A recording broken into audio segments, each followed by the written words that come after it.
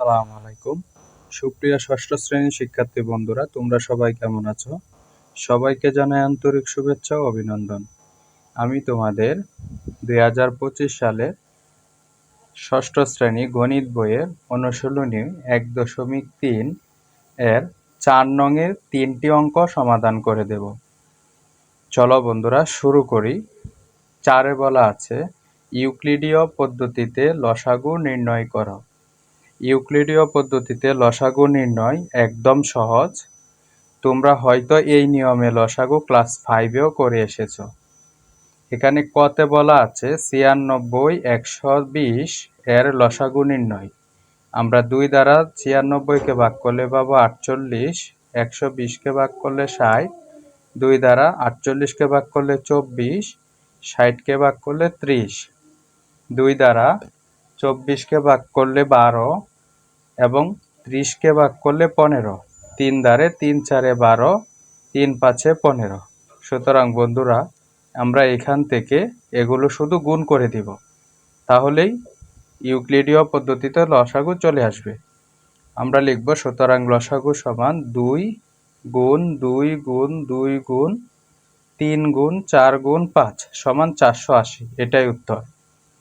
শিক্ষার্থী বন্ধুরা, তোমাদের খতে বলা আছে 35, 49, 91 এর লসাগু নির্ণয়। 7 দ্বারা ভাগ করলে 5 7-এ 35, 7 7-এ 49, 7 13, 91। সুতরাং বন্ধুরা এখানে 5 হচ্ছে মৌলিক সংখ্যা, এটাকে আর বিভাজ্য করা যাবে না। 7 মৌলিক সংখ্যা, বিভাজ্য করা যাবে না। 13 মৌলিক সংখ্যা, বিভাজ্য করা যাবে না। তাহলে লসাগু হচ্ছে 5 7 7 13। ছোট থেকে বড় সাজিয়ে লিখলাম 3185। তোমরা ক্যালকুলেটারে এটা উঠিয়ে গুণ করলেই চলে আসবে।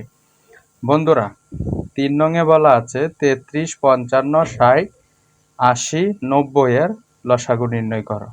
তাহলে এখান থেকে আমরা সেম পদ্ধতিতে লসাগুটা নির্ণয় করব।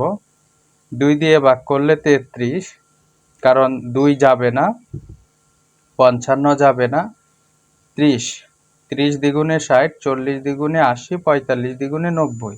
বন্ধুরা এখানে 33 যাবে না, 55 যাবে না, 15 দ্বিগুণে 30, 20 দ্বিগুণে 40, 45 যাবে না। এবার 3 দিয়ে 3 11 33, 55 যাবে না, 3 5-এ 15, 3 দিয়ে 20 যাবে না, 15 3 15 45। 5 দ্বারা 11 বসে যাবে, কারণ 5-এর নামাতে দিয়ে 11 বিভাজ্য হয় না। 5 দ্বারা 55-কে ভাগ করলে 5 11 55, 5 একে 5, 4 5-এ 20, 3 5-এ 15। এবার 11 দ্বারা দিব 11 একে 11, আবার 11 একে 11, 1 4 3। সুতরাং এখান থেকে আমরা বন্ধুরা গুণ করে এদিকে আসব। সবগুলো সংখ্যা গুণ করলে যে উত্তরটা পাওয়া যাবে সেটাই হচ্ছে লসাগু। 2 গুণ 2 গুণ 3 গুণ, আবার এখানে 3 আছে, সাজিয়ে যদি লিখি তাহলে এটা লিখব 3, 4 গুণ 5 গুণ 11। সুতরাং এটা দাঁড়াচ্ছে 7920।